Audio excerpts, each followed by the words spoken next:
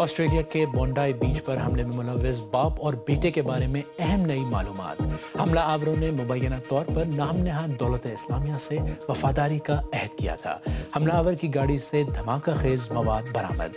اب تک تحقیقات میں اور کیا حقائق سامنے آئے ہیں؟ میں ہوں خالد کرامت اور بونڈائی بیچ پر حملے کی تحقیقات آج B B C news Urdu کے پروگرام جہنما میں ہماری ٹاپ سٹوری ہے۔ پروگرام میں اور بھی بہت سی خبریں شامل ہیں جو لوگوں کی توجہ کا مرکز بنی ہوئی ہیں۔ WWE کے سٹار جان سینا نے اپنے آخری ریسلنگ میچ کھیلا، لیکن وہ ریٹائرمنٹ کے باوجود آپ کی ڈیوائسز سے غائب نہیں ہوں گے، چاہے آپ انہیں جانتے ہوں یا نہیں۔ اور اقوام متحدہ کی ایک رپورٹ نے خبردار کیا ہے کہ مصنوعی ذہانت یا AI جس طرح عالمی ورک فورس کو تبدیل کر رہی ہے، اس سے سب سے زیادہ خطرہ خواتین کو ہے۔ آسٹریلیا میں پولیس نے سڈنی کے قریب ایک پراپرٹی پر چھاپہ مارا ہے۔ پولیس کا خیال ہے کہ جن 2 مسلح افراد نے اتوار کو بونڈائی بیچ پر ایک یہودی تہوار کے دوران حملہ کیا تھا، انہوں نے اس حملے کی تیاری کے لیے اس پراپرٹی کو کرائے پر لیا اور 2 ہفتے پہلے وہاں منتقل ہوئے تھے۔ اس حملے میں 15 افراد ہلاک اور درجنوں زخمی ہوئے ہیں۔ مقامی میڈیا نے حملہ آوروں کی شناخت ساجد اکرم اور ان کے بیٹے نوید اکرم کے طور پہ کی ہے۔ ساجد اکرم 1998 میں اسٹوڈنٹ ویزا پر آسٹریلیا آئے تھے۔ ان کے پاس شکار کے لیے اسلحے کا لائسنس تھا۔ باپ موقع پر ہلاک کر دیے گئے جبکہ بیٹا نوید اکرم شدید زخمی حالت میں ہسپتال میں زیر علاج ہے۔ اطلاعات کے مطابق دونوں افراد نے شدت پسند تنظیم دولت اسلامیہ سے وفاداری کا اعلان کیا تھا۔ یہ بھی کہا جا رہا ہے کہ 2019 میں نوید اکرم کے سڈنی میں قائم داعش کے ایک دہشت گرد نیٹ ورک سے قریبی روابط کی وجہ سے ان کی جانچ پڑتال کی گئی۔ آسٹریلیا کے وزیر اعظم نے کہا کہ اس وقت یہ اندازہ لگایا گیا تھا کہ اس بات کا کوئی ثبوت نہیں ہے کہ وہ مستقبل میں تشدد میں ملوث ہو سکتے ہیں یا بڑے خطرے کا باعث بن سکتے ہیں۔ اس سٹوری میں زخمیوں میں احمد الاحمد کی تصویر اور سوشل میڈیا پر وائرل ہو رہی ہے اور بہت شیئر کی جا رہی ہے۔ انہوں نے فائرنگ کرنے والے شخص سے رائفل چھین کر کئی لوگوں کی جانیں بچائیں۔ اس حملے میں کب کیا ہوا، اس پر رپورٹنگ کی ہے بی بی سی نیوز کے فل مرسر نے، جسے آپ تک پہنچا رہے ہیں غضنفر حیدر۔ بونڈائی بیچ پر خوف اور گھبراہٹ کے عالم میں بہادری کا مظاہرہ دیکھنے کو ملا۔ سفید قمیض پہنے ایک شخص جو گاڑی کے پیچھے چھپا ہوا تھا، موقع پا کر حملہ آوروں میں سے ایک پر جھپٹ پڑا اور اس سے گن چھین لی۔ احمد الاحمد زخمی ہیں اور ان کی بہادری نے یقیناً کئی جانیں بچا لیں۔ وہ ابھی ہسپتال میں ہے، ہمیں ٹھیک سے نہیں پتا کہ اندر کیا ہو رہا ہے، لیکن ڈاکٹروں نے کہا کہ وہ ٹھیک ہے اور جلد ہی ہمیں احمد سے ملنے دیا جائے گا۔ ہمیں امید ہے کہ وہ ٹھیک ہو جائے گا۔ وہ 100% ایک ہیرو ہے، جو ہم نے سوشل میڈیا پہ دیکھا ہے، وہ 100% ہیرو ہے۔ آسٹریلیا کے وزیر اعظم اینتھنی البنیز نے اس جگہ کا دورہ کیا جو تقریباً 30 سال میں آسٹریلیا میں بدترین فائرنگ کا مقام بنا۔ انہوں نے اسے یہودی کمیونٹی پر ایک برا اور سوچا سمجھا حملہ قرار دیا اور کہا کہ یہ کسی کے بدترین خواب سے بھی آگے ہے۔ جو کچھ ہم نے کل دیکھا وہ خالص برائی کا عمل تھا، دہشت گردی تھی، یہود دشمنی تھی اور یہ یہودی کمیونٹی پر حملہ تھا۔ ہنوکا کے پہلے دن ایسا حملہ جو روشنی کا دن ہونا چاہیے تھا، یہ آسٹریلیا کی تاریخ کا ایک سیاہ دن ہے۔ پولیس کے مطابق 2 حملہ آور باپ اور بیٹا ایک یہودی تہوار میں شریک لوگوں پر فائرنگ کر رہے تھے۔ بڑے آدمی کو پولیس نے گولی مار کر ہلاک کر دیا جبکہ اس کا بیٹا ہسپتال میں نازک حالت میں ہے۔ آسٹریلیا کے اس مشہور ساحل پر ہونے والا یہ حملہ کمیونٹی کو دیر تک ذہنی صدمہ دے گا۔ بہت سے گواہوں نے بتایا ہے کہ فائرنگ کافی دیر تک جاری رہی اور جو لوگ اس وقت یہاں موجود تھے ان میں سے کئی لوگ واپس آئے ہیں۔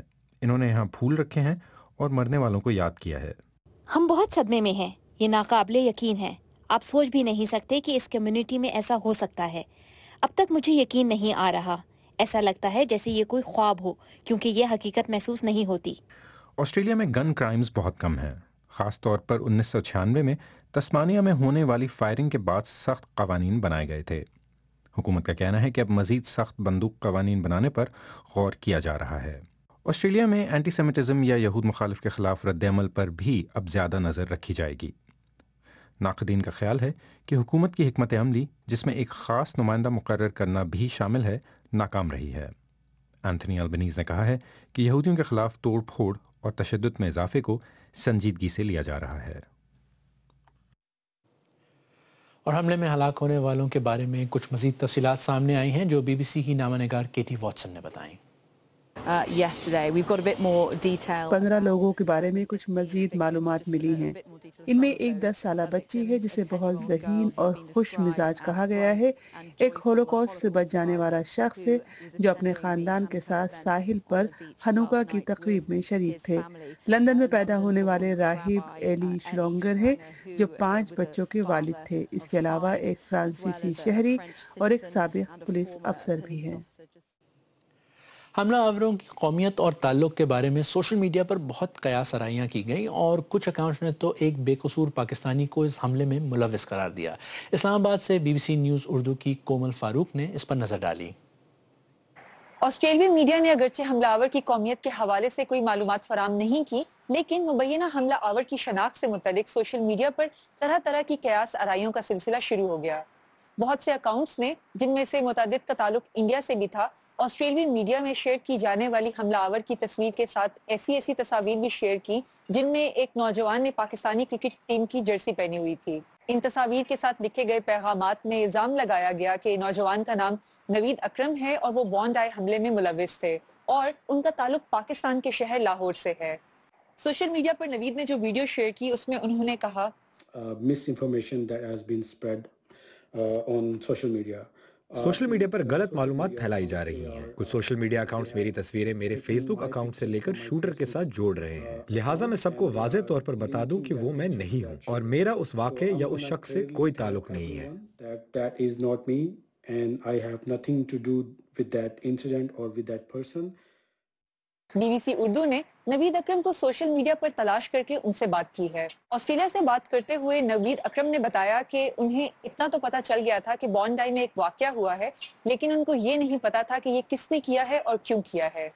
फिर उनके एक दोस्त की कॉल आई और उन्होंने नवीद को बताया कि उनकी तस्वीर एक्स पर वायरल हो गई है और उन्हें हमलावर कहा जा रहा है।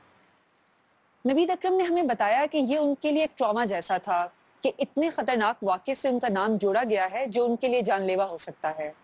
नवीद यहूदी कम्युनिटी पर होने वाले इस हमले की मजम्मत करते हुए कहते हैं कि उन्हें इस वाक़े और इसमें इतने लोगों की जान से जाने का दुख है। नवीद का कहना है कि वो मुश्किल सूरत हाल में है जिससे उनकी जिंदगी खतरे में है। नवीद के मुताबिक वो खुद को महफूज नहीं समझते। उन्होंने बताया कि करीबी पुलिस स्टेशन जाकर उन्होंने पुलिस को सारी सूरत हाल से आगाह किया है और पुलिस ने उन्हें एहतियात का मशवरा दिया है। कोमल फारूक, BBC न्यूज़ उर्दू। बॉन्डाई बीच पर हमले की स्टोरी में बहुत दिलचस्पी है। इसकी मुकम्मल कवरेज हमारी वेबसाइट bbc.com/urdu पर मौजूद है। ये लीड स्टोरी है साजिद और नवीद अकरम, ऑस्ट्रेलिया के बॉन्डाई हमला आवर बाप बेटे। ये काफ़ी तफसीली ख़बर है, इसे ज़रूर पढ़ें। इसके अलावा अहमद अल अहमद जो एक हीरो बने, हमला आवर को रोका, उनके बारे में भी एक स्टोरी है जो हमारी वेबसाइट पर मौजूद है। और अब एक एंटरटेनमेंट के बारे में स्टोरी जो अपनी इंडस्ट्री से ज़्यादा शायद अपनी मीम्स की वजह से मशहूर हुए हैं।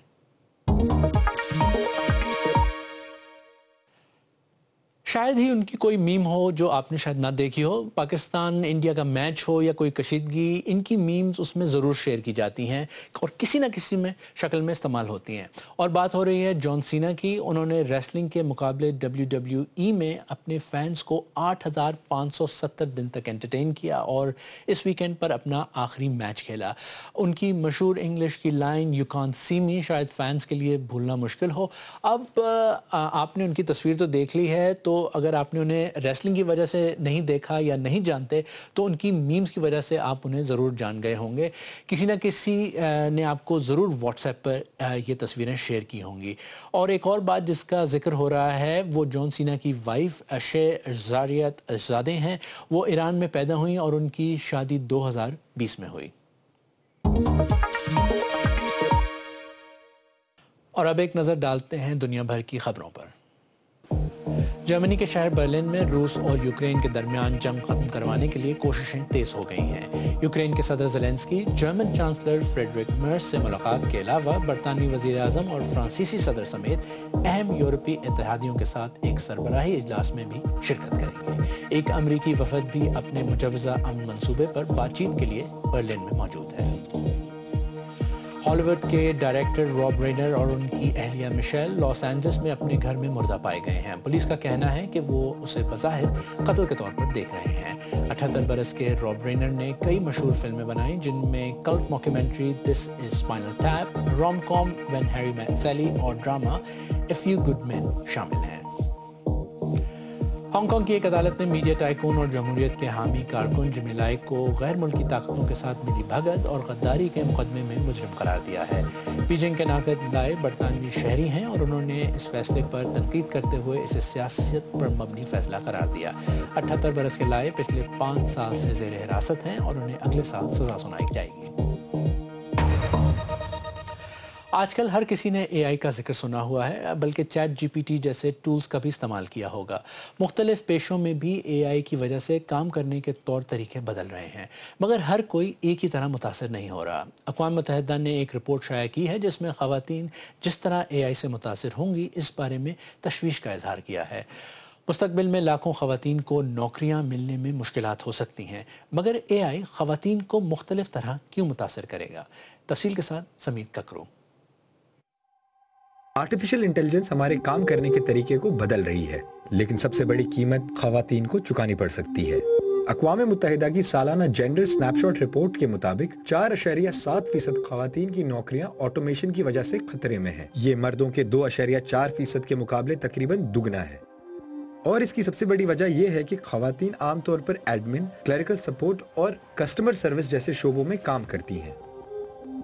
یہ وہ نوکریاں ہیں جنہیں اے آئی آسانی سے آٹومیٹ کر سکتی ہے، اور اگر یہ نوکریاں غائب ہو جاتی ہیں تو یہ ابھی بھی تعلیم حاصل کرنے والی لڑکیوں کے لیے اور بھی بڑے مسائل پیدا کرتی ہے.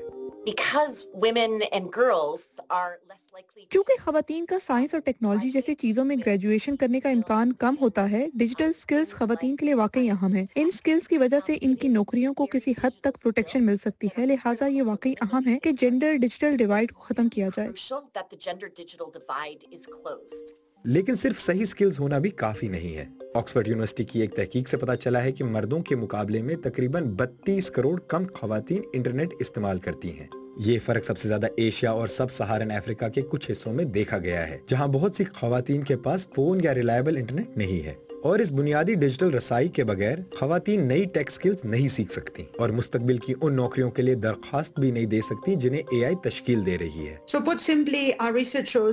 تو سیدھے الفاظ میں ہماری تحقیق یہ ظاہر کرتی ہے کہ خواتین کا آن لائن نہ ہونا اور انٹرنیٹ ٹیکنالوجیز استعمال نہ کرنے کا مطلب یہ ہے کہ وہ اے آئی کے لیے تیار نہیں ہے اور وہ اپنی زندگی میں اے آئی کی بڑھتی ہوئی تعیناتی تک رسائی حاصل کرنے کی پوزیشن میں نہیں ہے. لہٰذا اس میں جینڈر انیکوالٹیز کو مزید خراب کرنے کی صلاحیت ہے.